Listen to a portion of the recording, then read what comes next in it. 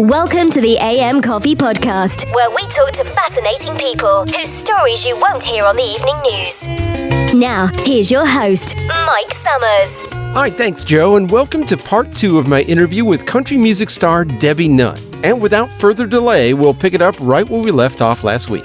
Now, you write all your own songs, right? You and Spencer? Yes, yeah, I do. Yeah, and I love writing the songs. I know a lot of country music stars or rock and roll stars, they have other people write things and they'll say, they'll have their agent call. It's like, I want you to record this song, and so that hasn't happened. This is all your stuff.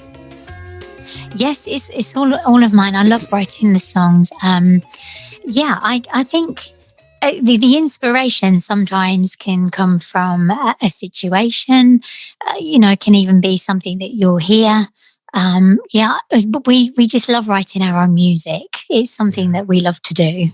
That's awesome. And it really comes through. I mean, if y'all are listening to this, you need to find her YouTube channel. Or if you go to debbieNunn.com, she's got all her links on there, and you just need to watch some of the videos. This stuff is just top-notch stuff, and the music, you can just tell there's a love for the music that she does, and it's fantastic. So you have to, if you haven't heard of her or heard any of her music in the past, then it's definitely something you need to do.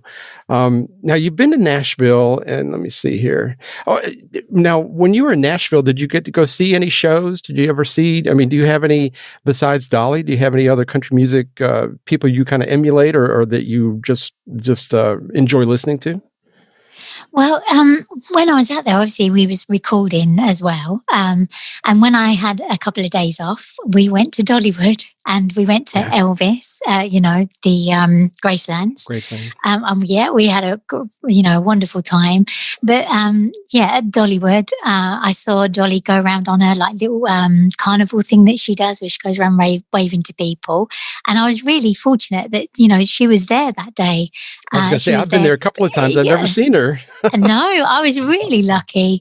And she was there promoting her cookbook. Oh, and because I think sometimes people think because they're stars, they're not going to know how to cook, or they're not going to, but they're real people. And she was there promoting, and her family were playing the, backing her up type of thing. She did a little bit of 9 to 5 when she came up on the stage. Yeah, so that was fantastic. And I went to Mississippi, and we did a duck ride out there. Have you ever done that? No. What is that? A duck ride? It's like the old army type boats type things. I forget what you call them now. But basically you had someone who talked you through, all the history of Mississippi. So you'd go around and then you'd end up going into the actual water itself, the Mississippi River, and you'd end up in there. Yeah. And I remember this lady saying, be careful because don't jump or, anything, because you will get fishes jumping into the boat. I was like, oh my gosh, really? And then within minutes of her saying that, this fish just, shot across us and landed in this lady's lap, and she was just like freaking out. That's awesome. It was such a giggle. When your jaw really aches. When we finished that whole tour, we had a wonderful time. The lady had such a big personality, and she was wonderful. Yeah, so we did some wonderful stuff out there, and obviously, Dollywood, learning more about, how she lived, and just getting to know the history there as well. So we had a lovely time. That area she grew up is absolutely beautiful. It's all the mountains, and it's just, we go up to Gatlinburg. We were just up to Gatlinburg about a month and a half ago, and it's just beautiful, that whole area. Of course, now it's just so built up with T-shirt shops and and restaurants, and it's just kind of, you have to park and walk, in order to Pigeon Forge, is it called? Mm-hmm. Pigeon? Yep. Yeah, that's right. Yeah. She grew up in Sevierville, which is just outside of Pigeon Forge, but Pigeon Forge is where Dollywood is. Yeah. That's right. Yeah, I remember now. And yeah, like you say, as you drive towards there's lots of shops, isn't there, on each side, and people Yes. sitting. Well, they would. Well, I don't know if they are now, but sitting outside and having coffee and drinks and stuff. Yeah, I mean, times are very different now. So. Yeah, they are. We're Yeah. a little bit more open. I mean, when we were up there, everything was open. They have plexiglass. Like if you go to a restaurant, it's between the tables and everything. So, if somebody sneezes, it doesn't get in your hair, I guess, whatever. But yeah, it's everything. There was a lot of people there, and when you're outside, nobody was really wearing masks or anything. I mean, I think people here, and I'm sure it's the same where you are. I think people are just getting a little tired of the whole thing, and it's just gone on for so long. And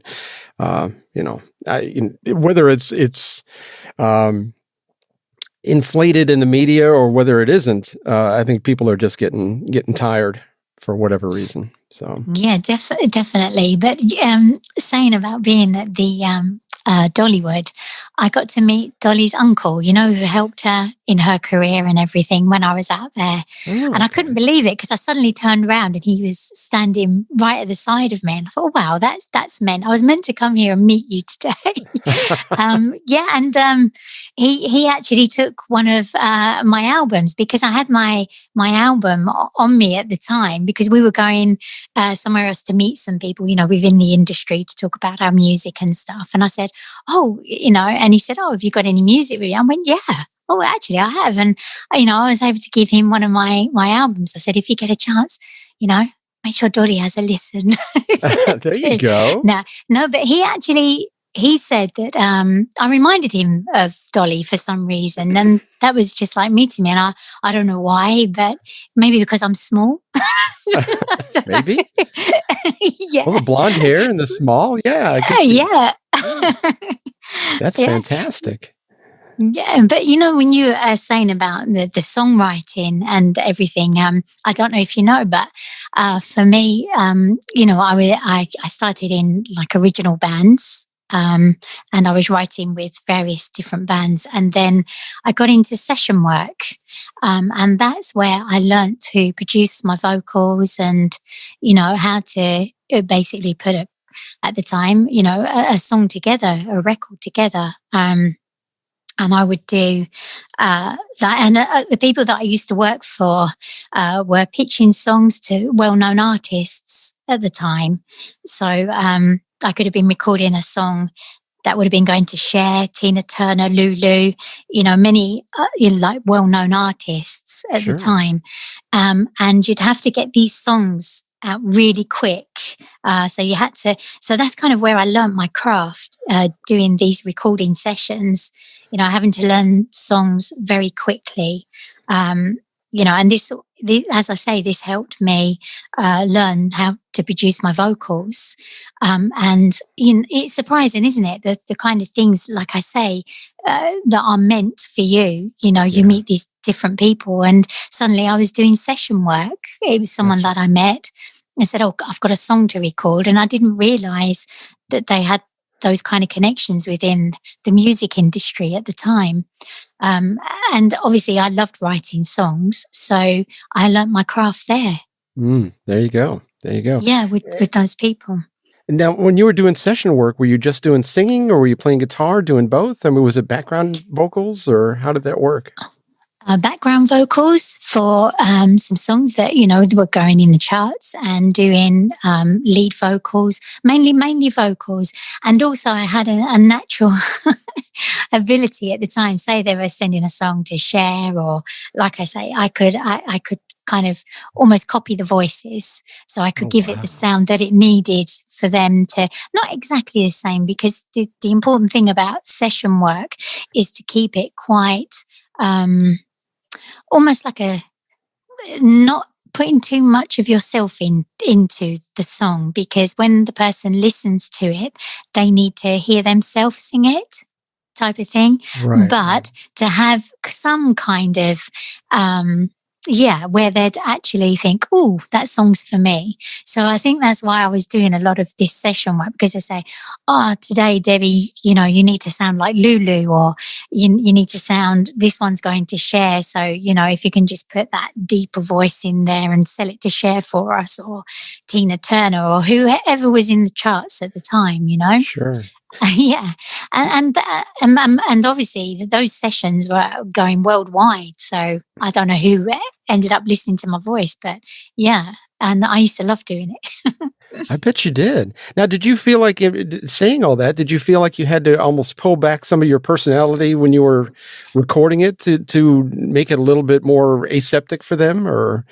Yes. Yeah, Excuse I me. would imagine. Yeah, definitely. And I suppose, like being able to do the, oh, 1 minute. Can you hear me? Yeah. It went off here for a moment there. Sorry about that. Oh, you're good. Yeah.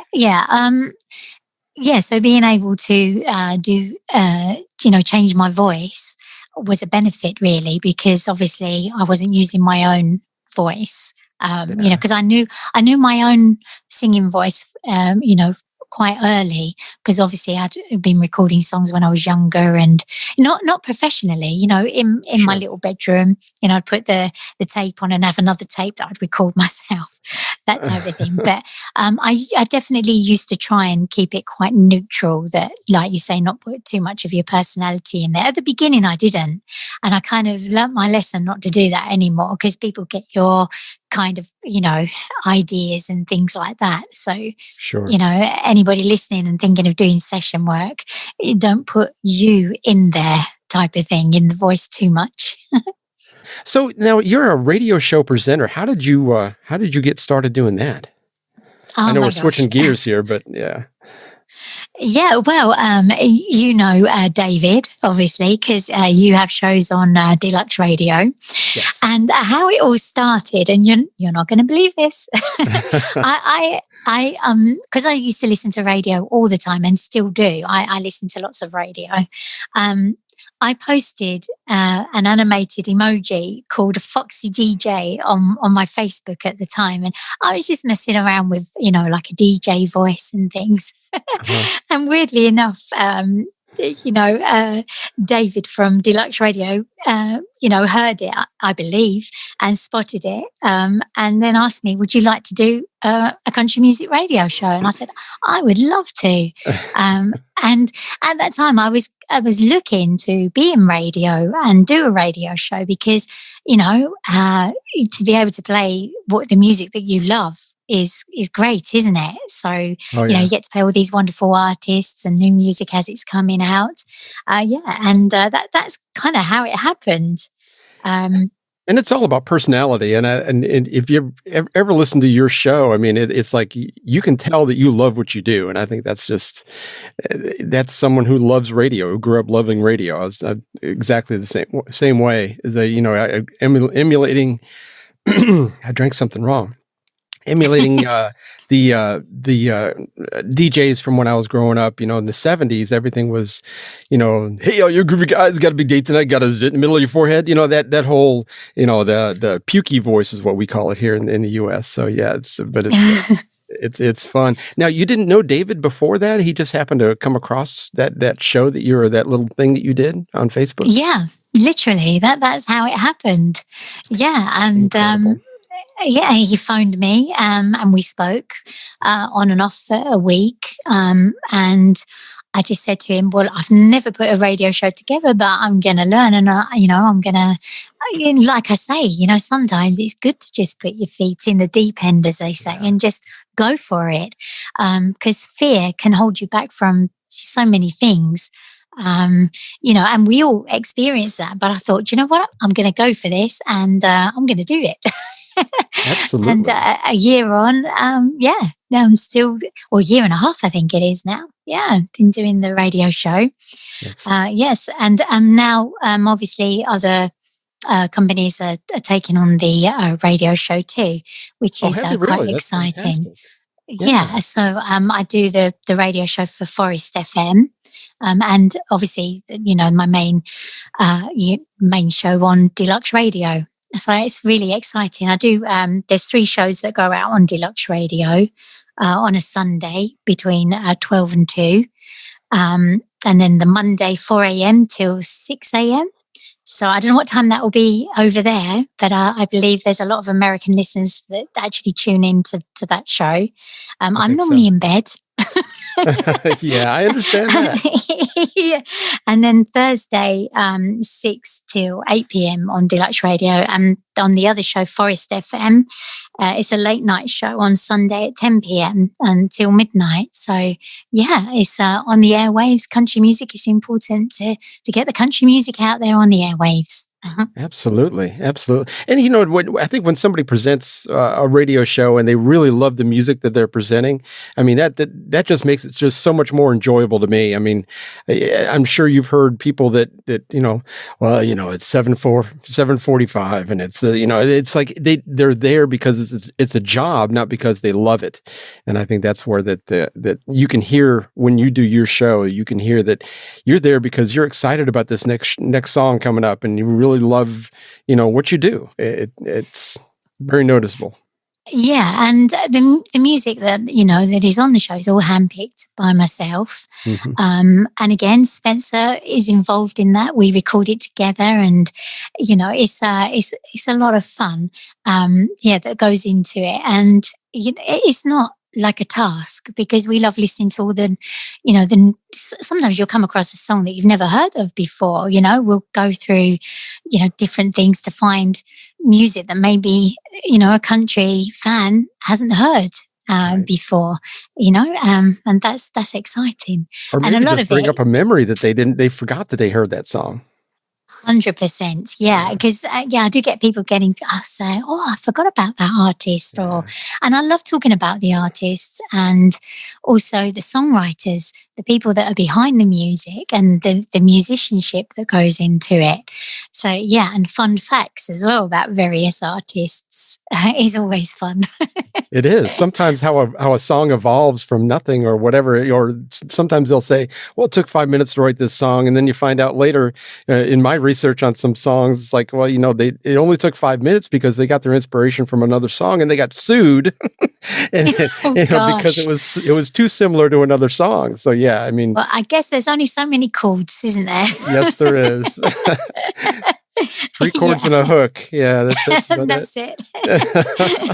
That's so awesome. Now, the other radio show, is that over the air? Or is that online also? The one other than Deluxe Radio? Yeah, no, that's on air as well. So if you go to their website, forestfm.co.uk, they've got the links there where you can hear it on the internet as well. Okay. That's awesome. I did not know about that. I know you're one of the most famous, the most popular presenters on Deluxe Radio and Deluxe Radio Gold, which is a new version that has come out. A new adventure, yeah. Yeah, something different. Yeah, and we're a good team as well. They're all friendly, and it's all support at the end of the day, isn't it? To keep us all really going. Yeah. Mark Thomas wrote me a note probably 2 months ago now. It said, I want you to hear my morning show. It's like, and like you said, the UK time as opposed to the Eastern time here in the US. I'm like, dude, you're on. It's the middle of the night for me. Because we're 5 hours difference. Yes. And it's like, it's 2 a.m. No, I'm not listening to you. And so he said he was putting his show up on Mixcloud, so I was able to hear it finally. So yeah, well, I got some new toys at Christmas for my radio show and things like that, and it's all exciting and future things coming. I'm hoping to do some interviews with various artists. They might be from America and the UK. That's what I'm just working on that at the moment, trying to put that into plan, and that will be included in the radio show and forthcoming projects. But I don't like to say unless they're signed, sealed, and it's all happening, because how it is. Things can change, but that's what I'm working on at the moment. Yeah, because I love it so much. and it's wonderful to talk to other people, that are in the same industry, or even festival people at the moment, with what they're going through, and their plans for the future, and and the way the music is going. There's all conversation around music and where what's going to happen and what the future is with music as well. There's Sure. so much to talk about with music. So yeah, I want to kind of bring that into the shows as well, into the Debbie Does Country. Yes, only on Deluxe Radio and Yeah. Forest FM. Absolutely. The it's funny how some of the artists have kind of kept themselves busy. And you mentioned Bon Jovi earlier, and I had read that Bon Jovi there's like a soup kitchen near where he lived, and he went down there and actually was giving out food and was financially supporting of the homeless people or people that were kind of down on the luck. With this whole COVID thing, financially it is really, I don't know about destroyed, but it's really ruined a lot of people's dreams. That they've had small shops and all that's just kind of dissolved. People don't have 6 months of savings while they're running a small shop normally, or a year's worth of savings now. So I think yes, definitely, Mike. Like in restaurants and things like that, it's not yeah, just the restaurant that you eat in; it's all the people that provide the products, and the all. It's just a huge. It's a problem, isn't it? it really is. And it is a big. Yeah, it's very sad, and also with myself, and my fellow musicians, haven't gigged for probably a year now, more than that, because it came in March, didn't it? So Yeah, yeah. yeah, it's been a long time. Really has. Really has. And Yeah. especially, you drive some of your income from touring. I mean, that's just Mhm. that's a big hit. Um, Yeah, for people with mortgages and things like that would never have dreamt that something like this, would happen. But just hoping and praying and staying positive, and lots of people have started new hobbies, haven't they? Things like that, and that's all you can do at the moment, and to try and keep. But actually, there's been some positives where people have said it's nice to be at home a little bit more with the children, and mhm. things like that. But then the negatives are that there's lots of families that are now losing their homes. They've got no money, no food, and thankfully there are people like Bon Jovi out there Yeah. that are very giving, and there to help. And thank goodness for those people. Yeah, I mean, if you're sitting on $100 million and your neighbors are struggling, I mean, you could, that would be a job in and of itself to try to spend $100 million. So why not help out the community? I mean, yeah, and there's a lot of good guys out there. We just happen to hear about him, or I just happen to read about him recently, and I'm sure a lot of them are doing stuff like that. And I think you're right. There's so much positive. I think people have kind of reconnected with their family. And, at first they were talking about the divorce rate has gone up because people are home all the time and too much togetherness. I don't know, but, uh, I think a lot of people have learned that they can work from home and actually have a career that they don't have to do the commute. I mean, I live north of Atlanta, and the commute through Atlanta, I don't know if you've ever been there, but it's probably some of the worst traffic in the country next to Los Angeles. 8 lanes of Huh? traffic going each way at 6 o'clock in the morning. You're in some deep kimchi trying to get back and forth to the suburbs. Sounds like London. Yeah, see, yeah, you've Yeah. got so many more people than we have. So yeah, Yeah, but very narrow roads and all cramped in, and a 5-minute journey can take probably an hour and a half yeah, in a yeah, car in London. yeah, Yeah, you hit it at the not at wrong the time. moment You're done. though. Yeah. Yeah. Well, yeah, and the traffic has started back up here. So I mean, yeah, it's still bad, but yeah, like I said, a lot of people have figured out that they can do telecommuting, and my nephew and his wife both have been working from home. For the ones that live in Nashville, they've been working from home since March, and Yeah. it's been great. Well, like doing radio interviews, it's fantastic that we're able to do this from the US to the UK, times before it would have been a little bit harder. It'd be a telephone conversation, Oh yeah. obviously, but now it's like a Zoom and it's clearer and, And it would cost the a fortune. technology. Yeah. Exactly. And now, you can do this and it's a lot easier, isn't it? And, It is. the internet has opened up some great opportunities for people, especially independent artists as well, because they're able to get their music out there. That you don't have to have a record deal to release your music and to, be able for people to hear it, which is wonderful. For anyone, whether they're releasing books or, other crafts that they're Sure. doing. Well, just think about the recording. You can do that from home also. I mean, I've built a studio to do my voiceover work from a spare bedroom that we have, and my wife and I. She has her craft stuff on one side. I've got my desk over here on this side, and you can make it sound like you're in a $1 million studio, and you have the microphones, you have everything is just so available to people. And like you said, technology has gotten us to the point to where, and I think this is another blessing, it kind of hidden in behind the whole COVID thing, is that we do have the internet and the Zoom, and this technology was already in place. So it was much easier to deal with than it would have been, say, maybe during the Spanish flu time 100 years ago. Yeah, definitely. It opens opportunities, doesn't it, for you? It does. Because I know, like with Spencer and I, we released a Christmas song, Blue Blue Christmas, and we really had great ideas, for doing a video, and obviously because I'm going to use the word again, we was in lockdown. We had to do things differently, and with all the new equipment and various things like that, we recorded that at home in the end. So I was in my lounge and we recorded the actual video there. And I will say, Spencer and I, since 2004, we've been on some adventures like that. All our videos, we actually do them ourselves. We've always, on Summer Sun, the little boxes that I'm standing on, this box that I'm standing on and all of that, I painted all of them. We did all the craft work, behind work, all of that. And it's, you're not only a singer, a musician, a songwriter, but you're being all these other things as well. You're being a makeup, hair, marketing.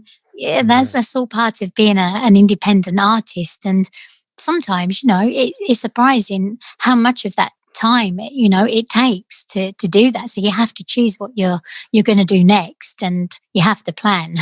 Yeah. I don't know what video it was, but one of them, one of your songs on YouTube, it shows a lot of the background and how you were getting the stage set up, and I can't remember what song it was, but Bubbles. Okay, yeah. So it showed a lot of that behind the scenes stuff that you put into the video itself, which is great. So yeah, and obviously Spencer, he's really talented, and he was producing that day, and it's amazing what you can do with green screen and all of those things. So they're a magical gift. They are. They are. Yeah. That's awesome. So if somebody wants to get a hold of you, like once all the lockdown and everything kind of is over and we're able to travel and move to and fro whenever we want, how would somebody get a hold of you to maybe set you up for a party or a tour or whatever? How would someone get in contact with you? Well, they can visit my website, which is www.debbienunn.com, and you can contact me there if you want me for a festival or a radio show, whatever it may be. And also on my website, I like to give a gift. So there's 3 free songs at my website as well. I'll give you the website again. It's debbienunn.com. And also you can find me on Facebook, Instagram, Twitter, YouTube, any of those places. And all my music can be, heard on my website too. And obviously all other major online music platforms. Did I cover it all? I think so. It's I hope so. fantastic. I think we follow each other on all the social media that I know of anyway. So yeah. She's very easy to find. Debbie Nunn, that's NUNN.com. That's and there's also a link to Amazon where you can buy all of her albums and music and all that stuff too. So on her website, all those links are there, so you're good to go. Yeah. Thank you. Yeah. Well, go ahead. No, carry on, Mike. Sorry. Oh no, I was just going to say it's been a lot of fun. We have not spoken actually in real time before. We've talked through Messenger and email. I think that's been about it. So yeah, it's been lovely getting to know you. Yeah, what a lot Yeah, of it's fun. been fun. Yeah, Yeah. definitely. And it's always fun, isn't it? Getting to know new people and what makes them tick, and what they love to do and listen to. And it's been lovely listening to what you enjoy too. Yeah, I mean, I probably talk too much on my podcast here, but but No, every it's great. every time something comes up that reminds me of something, I think I've always got. I should write a book that reminds me of a story. But I know someone in California that's already had that title. But almost everything reminds me of a story. I've been around some very, very interesting people in my life. I'm not necessarily one of them, but they have always been. I've had time in the military. I've lived in 5 different states and been around a lot of different people, and it's just. I love getting to know people, especially when they're at least pleasant to be around. And Debbie, you are certainly one of those people. This is great. Oh, thank you, Mike, and you too. Well, I've thanks. really enjoyed it. Yeah, well, thanks for being on the show, and we will. When you come out with another album or you have something coming up, you let me know, and if we're still doing this podcast, we'll get you on there. And we've kind of taken a little bit of a hiatus over the Christmas holidays and all that stuff. So, but if we continue on this, I would love to have you back.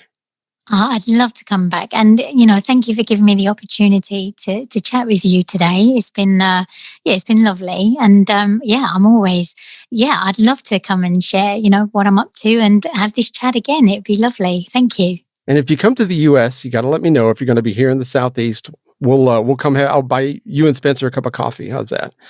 Oh, 100%. Yes. Okay, sounds And great. he likes ice cream too. Oh well, him and I are going to get along just fine. So, And I'm a chocolate girl. are you really?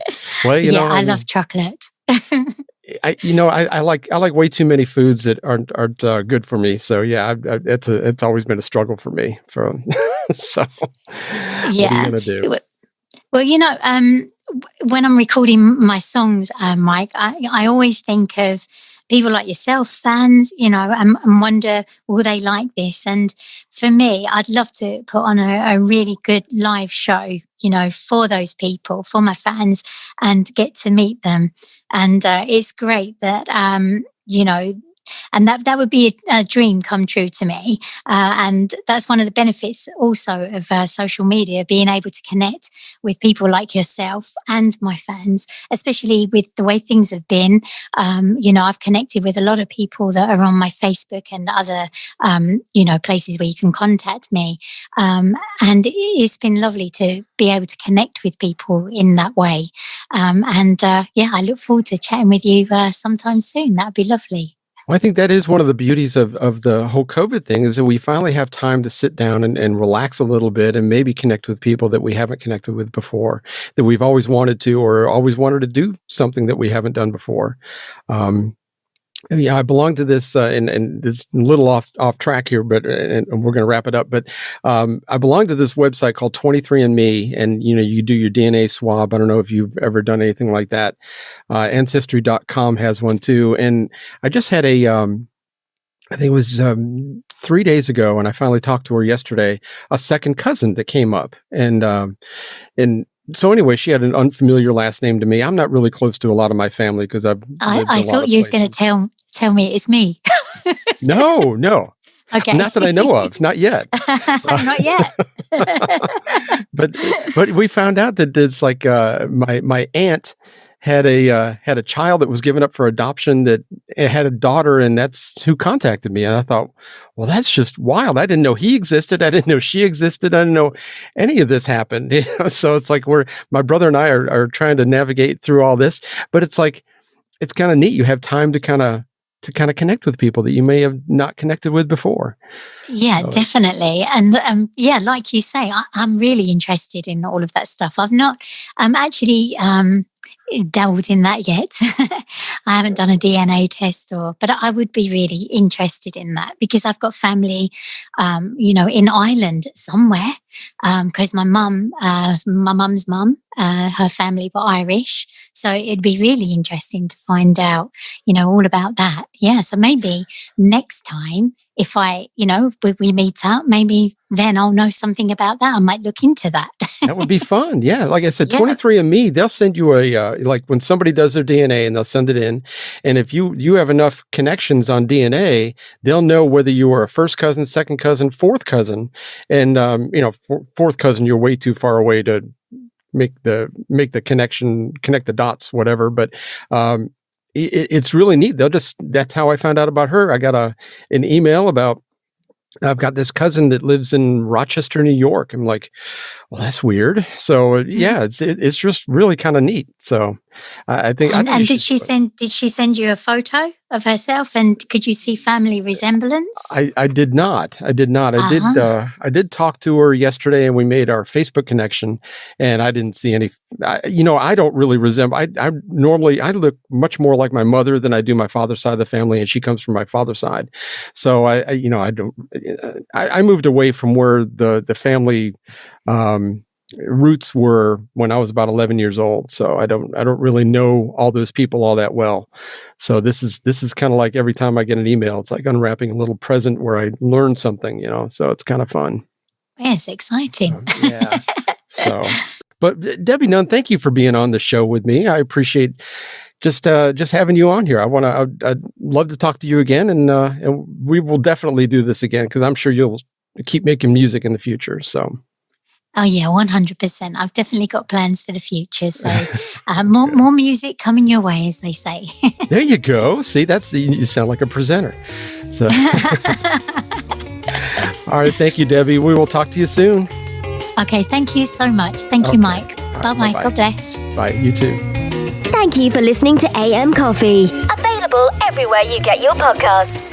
For more information and archive shows, the website is amcoffee.us. If you'd like to email us, it's amcoffeepodcast@gmail.com. See you next week.